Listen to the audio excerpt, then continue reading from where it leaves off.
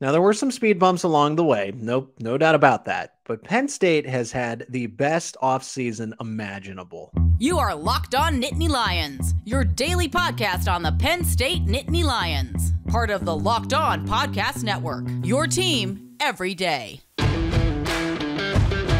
Thanks for making Locked On Nittany Lions your first listen every day. We are free and available wherever you get your podcast. Today's episode is brought to you by BetOnline. BetOnline has you covered with more props, odds, and lines than ever before this season. BetOnline, where the game starts. And first time on the show, it's a privilege to be joined by Jason Lord, who is a co-host of mine at what was formerly ESPN Radio State College. So you've been in the radio business now for 15 years, covering Penn State football, Penn State sports in general. And then you and I were co-hosts on some talk shows and did some coverage for Penn State football these past couple of seasons.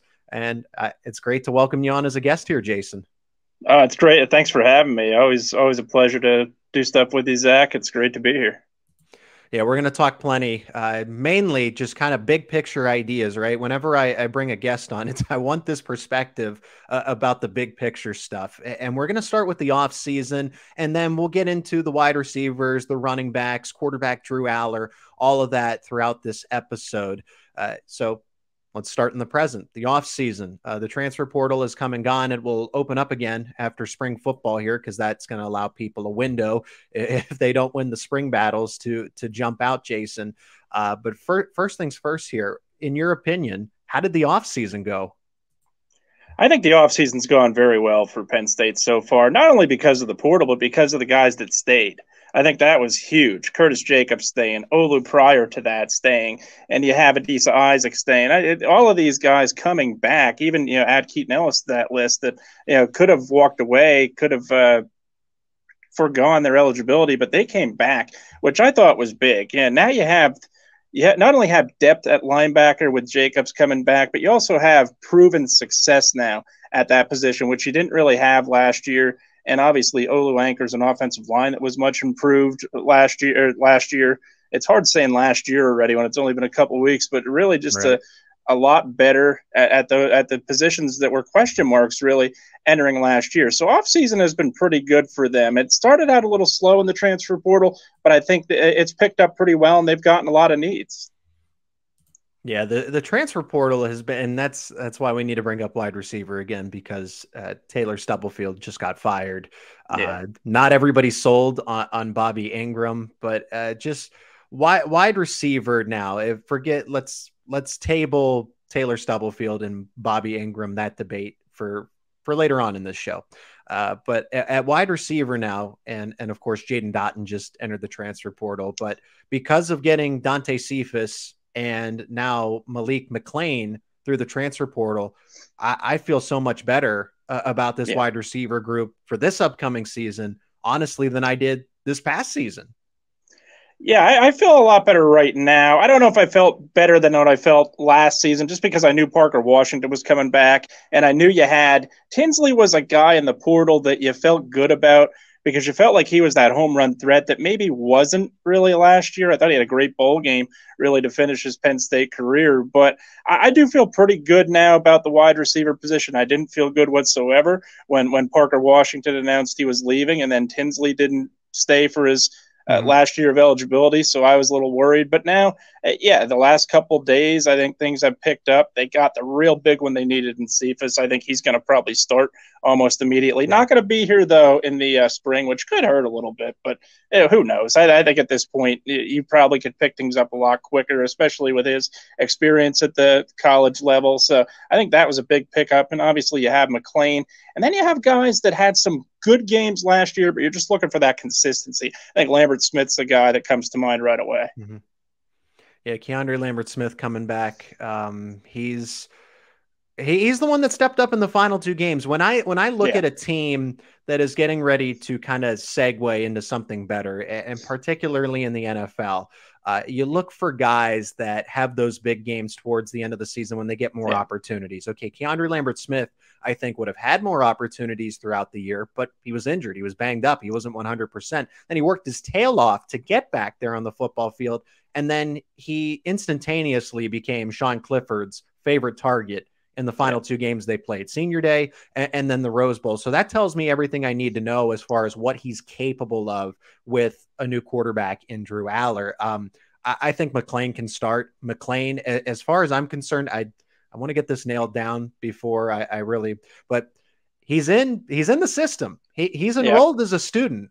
There's no doubt in my mind that he's not going to be on campus and that he's not going to get with the team and go through spring practices and be in the blue and white game come April. And honestly, what excites me about the wide receiver core is the fact that they have what seems to be a surefire big body target. All those receivers were 6 foot, 6'1", not nobody that Sean Clifford could say, all right, go box out the cornerback, go box out the safety and go win a jump ball, right? Go get the rebound. And now you finally have that in the red zone. I guess you could use that for the tight ends, that argument, because that's what I did. I said, move Theo Johnson. Theo Johnson's not a natural outside threat. You want to use him over the middle. So I think McClain's going to start at the Z, and I think he's going to be one of Drew Allar's favorite targets right out of the gate, especially if he gets in with the spring ball.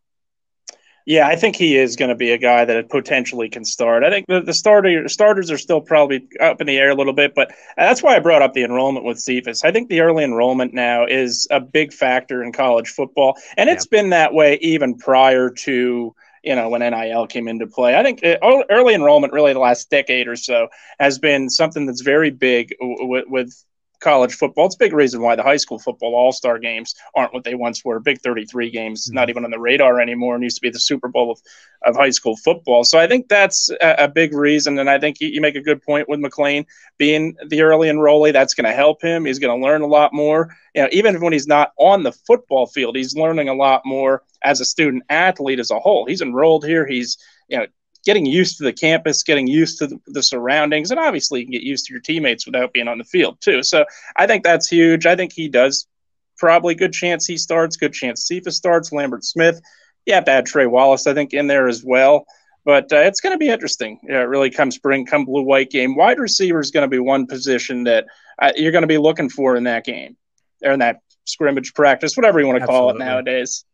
Yeah, I don't the Big Ten Network has a lot of fun covering it and getting a play-by-play announcer for that. So Jason Lord joining me on Locked On Nittany Lions, special guest for today's show. And where do you project them for 2023? I'm talking rankings. I'm talking in the Big Ten standings. I have them as a college football playoff contender. I think it's going to come down to Penn State and Michigan in November. That's really what I have circled, because I think every other game on the schedule is winnable, including out in Columbus.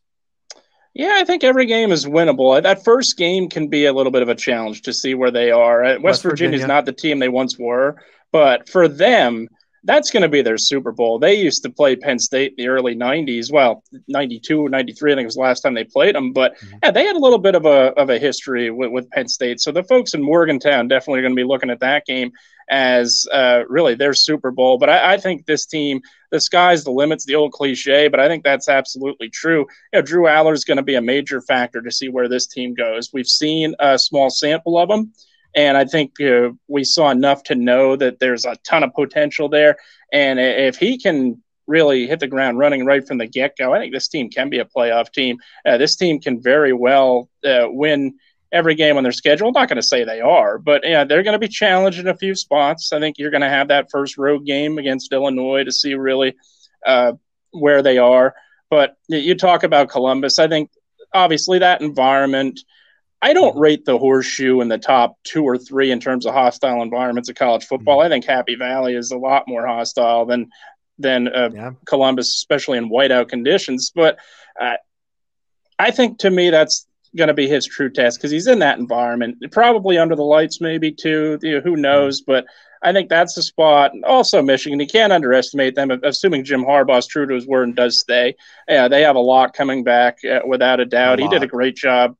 It's a great job last year. I thought they lost a ton on defense, Yeah, they've got some issues right now. Obviously, offensive coordinator on leave. Who knows what's going on there? But I still think as a whole, Michigan's going to be a tough team. But I put Penn State right up there. The challenge is going to be the same challenge we've had for the last decade now. Can they beat one of those two key teams? I think that's a huge factor. He's Jason Lord, special guest on this edition of Locked On Nittany Lions. I'm your host, Zach Seyko. We're going to take a break here, but when we come back, we're going to address all of the concerns because we've talked a lot of positives in the first segment because I think Penn State had a hell of an offseason, but what could hold this team back? Jason and I will discuss. Also, replacements for Taylor Stubblefield. Bobby Engram, somebody who gave his blood, sweat, and tears to Penn State and had an incredible career at Penn State, then had a good career in the NFL, coached in the NFL for 7 years, is apparently a controversial figure to have as the wide receivers coach. We'll discuss that. And Drew Allar now is getting some concerns in the offseason. Sometimes I don't think parts of this Penn State fan base can be happy. It is Locked On Nittany Lions, and a word from our sponsor. Today's episode is sponsored by BetOnline. BetOnline.net is your #1 source for sports betting info, stats, news, and analysis. Get the latest odds and trends for every professional and amateur league out there, from pro football to college and professional basketball. We've got it all at BetOnline.net. And if you love sports podcasts, you can find those at BetOnline as well. We're always the fastest and easiest way to get your betting info. So head to the website today or use your mobile device to learn more. BetOnline, where the game starts. All right, Jason, we got a lot of topics to tackle here. Again, Jason Lord, formerly ESPN Radio State College, has been doing radio coverage for Penn State football now for 15 years, covering high school football as well. We did broadcast together, co-hosted coverage up in State College for this past couple of years. So it's great to have you on the show, Jason. Now, what do you believe could hold this Penn State football team back? Because there's a lot of great. You have the 5-star quarterback who got the seasoning, right? He came in, he played the games. Nobody else was making a conscious effort to do that, basically grooming him to be the starter. James Franklin compared it to the Brett Favre to Aaron Rodgers situation when he was in Green Bay. So he would know that very well since he was the wide receivers coach there. And then you have the 2 outstanding running backs who could both contend for the Heisman. You just got upgrades in the transfer portal at wide receiver. You got 2 quality tight ends back. I say 99% of the offensive line because Hunter Norzad was a co-starter. You didn't get Juice Scruggs back, but basically Norzad was a starter in some capacity. So all of them are back, 4.5 out of 5, if you will. The defense got Curtis Jacobs back, Adisa Isaac, who I thought were the key pieces. That's what assured me. Yeah. When those 2 guys recommitted to Penn State and said they were going to play at least 1 more year, that's when I knew this team could have college football playoff and Big Ten championship aspirations. But in your mind, what could ultimately hold this team back from achieving those goals? Well, I think you mentioned it, the transfer portal. You just never know how those guys are going to pan out, whether it's good or bad. For every Arnold Ebiketie, there is other guys who end up transferring somewhere else in a year. So you never know what they're going to bring. And if those receivers can't bring that production, that's a concern. Wide receiver will be a concern. Who's going to be the wide receiver coach? We'll talk about that, obviously. Who knows what's going to happen there. So that's something that, though, on paper looks pretty good right now, looks a lot better than it did 48 hours ago. It's still something I think that can hold them back. That's one concern. Aside from that, I think this team really maybe a little bit of depth interior line defensively, but other than that, I think this team is as ready as they've been in an off season since probably about 2008, 2009. I think when you look back at the Paterno days, with obviously Darryl Clark was being that second-year starter, and I thought they looked real good. And obviously, 2016 to 2017, same thing. But I think for me, this team really is very ready to go. And the concern for me is just the depth right now at a couple positions. But what can they get out of wide receiver? We'll find that out, I think, a little bit more as the season goes on. But other than that, this team at key positions, aside from the depth, I think looks real good. I think that's very fair to say. If I'm going to go anywhere, it's running back, because Kevon Lee makes this, at least muddies the waters a little bit. You go from Kevon Lee, who was kind of a co-starter in 2020 alongside of Noah Cain and has been with the program for 3 years. And then You lose that, and it's no offense to Tank Smith. I think he's a quality back. He was really good in high school, but there's a big difference between Nicholas Singleton and Katron Allen and then Tank Smith. If one of those guys, and I don't want to speak it into existence, but I know if it's coming across my mind and if it's coming across everybody else's, Penn State's thinking about it too. I just find it really interesting. If you knew that Kevon Lee was going to go in the portal, why didn't you try to get a John Lovett type of player? Some people might remember that name. He came in, had the grad season. Because look, I even suggested that for quarterback. I think Drew Allar's young. Bo Pribula's young. Jackson Smolik is fresh out of high school. Your combined experience there is 2 seasons between those 3 kids. Ohio State and Michigan basically picked up one of those journeymen. I called it the Brian Hoyer of quarterbacks, if you like, a guy that you bring in to back up the young guy in case he can't go a week. And that's the case here. And everyone's saying this is a great move by Ohio State because if Kyle McCord or Devin Brown aren't ready, this guy can compete and at least push them to be better. And I just didn't know if that existed in college football because it's not the same as signing a 1 or 2 year deal in the pros. I feel like they needed that at quarterback and running back, just that veteran who was there for maybe a graduate degree and knew that, okay, I have another life after football, but I can come here and at least improve the depth.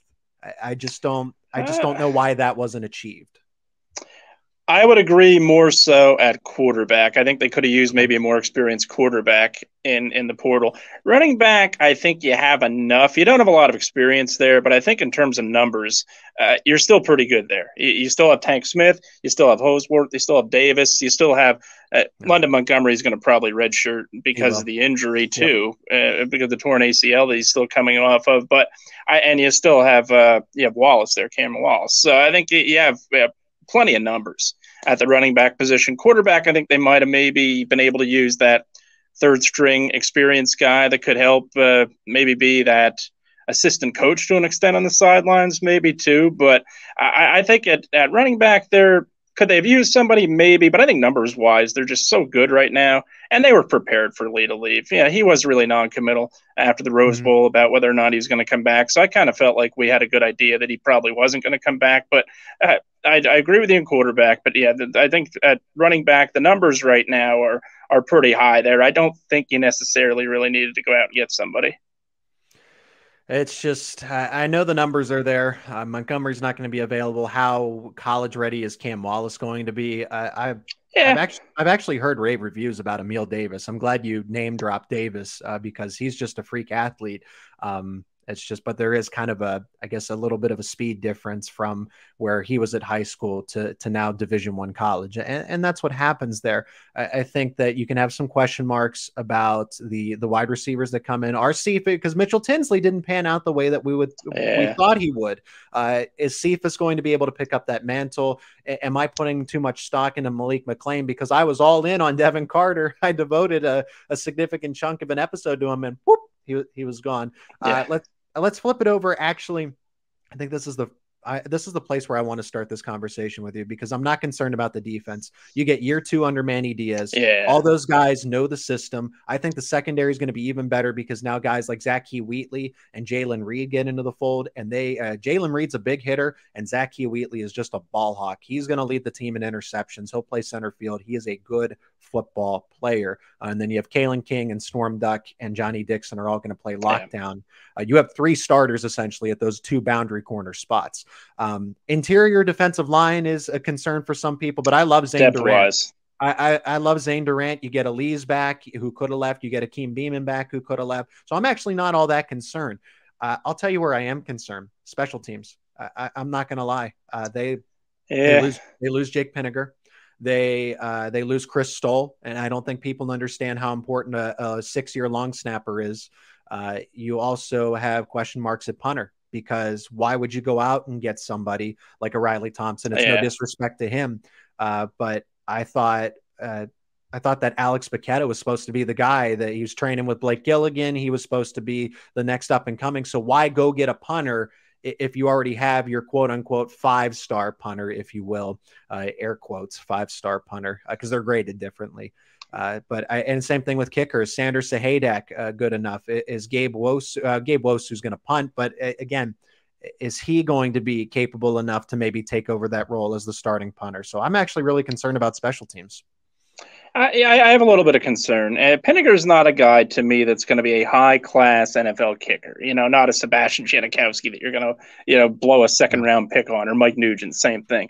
But what he is somebody that you relied on a little bit, I think, to an extent. Yes, he missed some kicks he should have made. There's no doubt about that. But you had that reliability and a little bit of consistency in him towards the end of the year. Yes, again, he missed kicks he should have made. Every kicker does that. But I think you had that veteran part of him there, and you had really somebody you can rely on. You don't have that now as a kicker and a punter. You get a good punter in the portal, which I think was huge. But, I do have some concerns with special teams too, and we know how much James Franklin really preaches that all three phases of the game, and that's I think that's huge with what this team brings to the table. I'm not concerned about kick and punt return. I think they're fine there without a doubt. But in terms of kicker and punter, we'll see. I'd agree with you. I do have a little bit of concern there. Because you go from Jake Pinniger, veteran. You go from Barney Amore, veteran. You go from Chris Stoll, veteran. Guys who have been in the program. I know Riley Thompson and Alex Felkins. He's another guy that transferred in. But Thompson and Felkins are only going to be with the program for 6 months at this point in time, right? You don't have those years and years of Penn State experience. And then again, on top of that, why are these guys coming in if you don't feel reassured about who was behind Amore and Pinniger?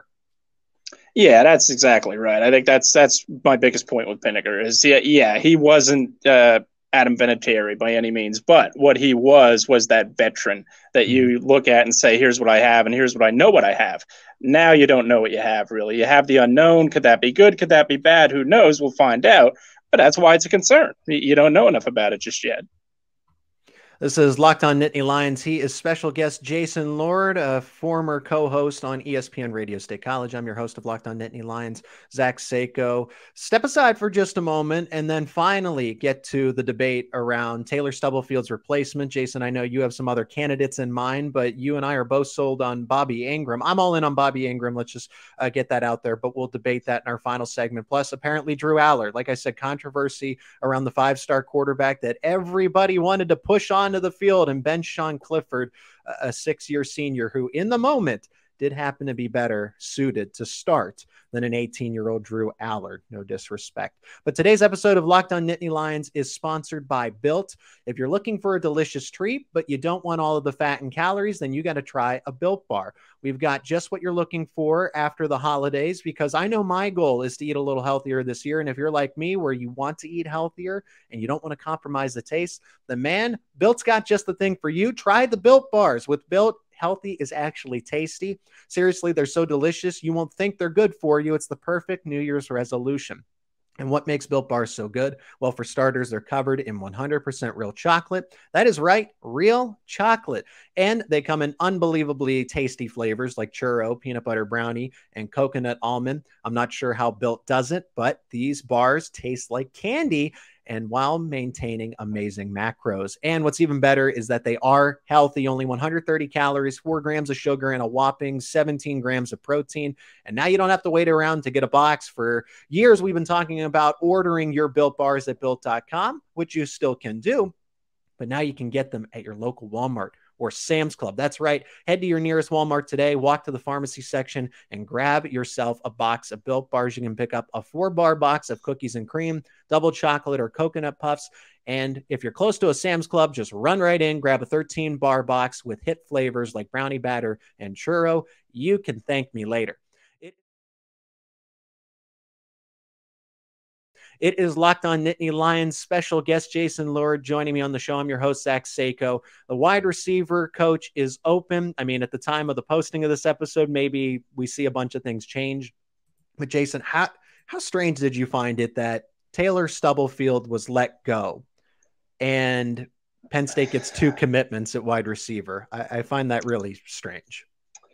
I found it a little strange, but you go back to, I don't want to fully misquote James Franklin, but I think towards the end of the year, he said, we're going to maintain all or most of our assistant coaches. I think there was a hint there that probably somebody was going to be out. And Taylor Stubblefield, you lost a lot of guys, not only trying to get them in the portal, but you lost a lot of guys to the portal too, which is initially. So I think that was the concern. And I was a little surprised by it. I wasn't 100% sure that, he was going to be here or not, but it is pretty ironic that you get two guys that quickly when Taylor Stubblefield goes. Look, we're not inside that locker room. We're not inside on the practice field very often. So I don't think I have no idea, what kind of distraction he caused or what his weaknesses were really. But two guys coming in after he is fired, I think is definitely something that'll raise an eyebrow. Yeah, I think after he parts ways, I guess you have to say. Well, he was fired because I think it said he has been relieved of his duties effective immediately. This wasn't, and I think Taylor Stubblefield will land on his feet. I think one day he wants to get back to Purdue. That's where he played football. But obviously, I wish him well. No ill will here. But I just find it so. It's crazy to me that 1 minute you get the notice about Taylor Stubblefield in the news, and then 30 minutes later, if that, Dante Cephas is like, "Hey, I'm all in on Penn State." So with that being said, Taylor Stubblefield's gone. There's no wide receivers coach currently, and I'm all in on Bobby Engram. I think that now that Wisconsin has gone from Paul Chryst to Luke Fickell from Cincinnati, and Bobby Ingram's a little bit displaced after being the offensive coordinator. He had a great career at Penn State. He had a good career in the NFL. And I'm sitting here reading the comments on this channel, Jason, and I love everybody's feedback because I want to have these conversations. But to not bring a lifetime Penn Stater back into the fold to get him where he's comfortable and saying, well, he doesn't have the resume. You played, you had a great college career. You had a good, solid NFL career. And then you coached for 7 years with one team. The Baltimore Ravens had him as the wide receivers coach and then the tight ends coach for 7 years. And then he coached at Pitt, whatever. That doesn't count. He coached at Pitt for 2 years, coached guys like Tyler Boyd. And then he was the OC at Wisconsin for 1 season, and Wisconsin pulled the plug. So I'm all in on Bobby Engram. I know you are too. Are there any other candidates that should be considered? Because I think it's Bobby Ingram's position unless he doesn't want it. Well, he coached at Pitt. That doubled the spring game attendance at Pitt for that day. So that's – but no, I think Engram obviously – I disagree with he doesn't match the resume. I think he has a good resume. And obviously he's a legend at Penn State. I would make the argument one of the top 3 receivers of all time. Who else? Chris Beatty from the Chargers, if you can get him, I think would be one that I would maybe kick the tires on. I think Calvin Lowry's name is going to come up a little bit just because it just brought him on board. He has experience being a receivers coach, but if you bring him on board 2 weeks ago, do you want to promote him that quick? I don't know, but they did it with Ty Howell. They did. Yes, that's a good point. I think those are the 2 that come to mind right away. I think if you can get, Beatty obviously is a guy that you talk about Pitt. He's got Pitt ties too, but I think him or Lowry would come to mind pretty quickly if you're not looking at Bobby Engram. But Engram, to me, I think a lot of people sometimes, if a guy is fired, whether he was deserved to be fired or not, he was just let go. Exactly. If he's not retained on his staff. Yeah. Not retained on the staff, but ultimately subsequently lost the job. But I think sometimes when that happens, there's the uncertainty that, well, maybe this guy's not qualified to be in a position. I think he's qualified to be a receivers coach. I don't think that's the issue at all. I think he's certainly qualified, but I don't think there's much question about him. I think if you can get Bobby Engram, it'd be a good get. It's very rare that you bring in a legend to your program and it's met with backlash. I don't think it'll be met with that much backlash as a whole if you are able to get Engram. But I think there's a couple other guys. Lowry, same thing. He was obviously played here as safety. He was a good safety here and did a good job as receivers coach with the experience he's had. So that's a good get. But again, I think it's going to be interesting to see who they can get, who they can bring in, or who they have in mind. And Beatty's the one guy we're talking about that has a job right now that is with the Chargers, and I think any of those 3 would do, in my opinion. Yeah, and I think Beattie's situation, it was speculation around it. Brandon Staley was going to get fired, and then if that's the case, the staff gets overhauled, and then he is available. I can't go pick and say, well, Miami, Florida has this guy, and Arkansas has this guy that they could. We didn't know Stubblefield was going to be in Happy Valley back in 2020. It's very James Franklin has so many connections that he could go anywhere. Like the same Manny Diaz. How did we know that he was going to be the defensive coordinator after Brent Pry left? That's besides the point. Jason, we have one final topic that I want to get to, and that's about Drew Allar, because now this discussion's coming up. So, well, he doesn't have any starting experience, and that's Penn State's fault because they didn't then Sean Clifford. They should have let Drew Allar get a full game's experience. And now that's the big concern. You can't there's a portion of this fan base that you just cannot please. Drew Allar I have no concerns as far as starting ability, and I'm glad that other people have brought up this case as well. Trace McSorley didn't have starting experience when they brought him in, and look at that team. They went 10-2. They went to the Rose Bowl. They won a Big Ten championship game, and Trace McSorley was a 3-star prospect. We're talking about Drew Allar, who was a full-on 5-star pocket passer. And now all of a sudden there's questions about, can he lead the team for a full 4 quarters, because he hasn't done it once already. Yeah, you're always going to have that question when somebody's never started a game. I think that's very clear. There's 2 people on the team or associated with the team that are going to take a lot of blame no matter what, or a lot of scrutiny, and that's the coach and that's the starting quarterback. Drew Allar is now into that starting quarterback role. So, they address concern, I think, primarily because he didn't start a game. They're not wrong there. But so there is that unknown to what's he going to be able to do. And could Penn State have played him more this year? I think they probably could have. Could they have started him? No, I don't know if I'd go that far. I think they handled the situation right with having Clifford as the starter for every game. You always do that. I used a comparison with the 49ers where they went out and gave up, 3 draft picks to get Trey Lance, 3 first-round draft picks to get Trey Lance, and started Jimmy Garoppolo because they knew he gave them the best chance at that time to win. And Sean Clifford gave this team best chance at the time to win. So I don't disagree with that decision at all, but there's always going to be that uncertainty when the guy has never started a full 4 quarters, never played a full game, but he was in tough spots. You go back to week 1 in Purdue when Clifford got hurt for that short time there, and Allar came in for a possession there when in a close game. So he got a lot of valuable experience, and I think that's going to carry over to this year. But sure, there's going to be uncertainty. I don't know if you have full questions to whether or not he can lead a team, but there's always going to be the uncertainty when he's not been the starting quarterback for a full season. And that goes for anybody. You're in the NFL, you are a starting quarterback because of an injury for 10 games and you play great. There's always the unknown there. For every Tom Brady, there's a Brock Osweiler. So you just never know. And I think the criticism is fair to an extent because there's unknown, but not fair because, this guy's going to fail. No, that's I don't think that's going to happen. I think there's just the uncertainty of, can this guy lead a team? We haven't seen it yet. Thanks again for making Locked On Nittany Lions your first listen every day. You got to make sure to check out the brand new podcast, and that is Locked On College Basketball. Everything you need to know about college basketball in one place, plus hear from big name experts, insiders, coaches, and players. Locked On College Basketball available on YouTube and wherever you get your podcasts. Remember to subscribe to Locked On Nittany Lions on YouTube so that you are always ready to go for the latest episodes, news, and analysis around Penn State football and men's basketball. Jason, it was a privilege. It's always a lot of fun to chat with you, and I can't wait to have you on for another episode in the very near future. Thanks for having me, Zach. Absolutely. Always a pleasure getting the chance to talk Penn State football with you and talk football with you in general.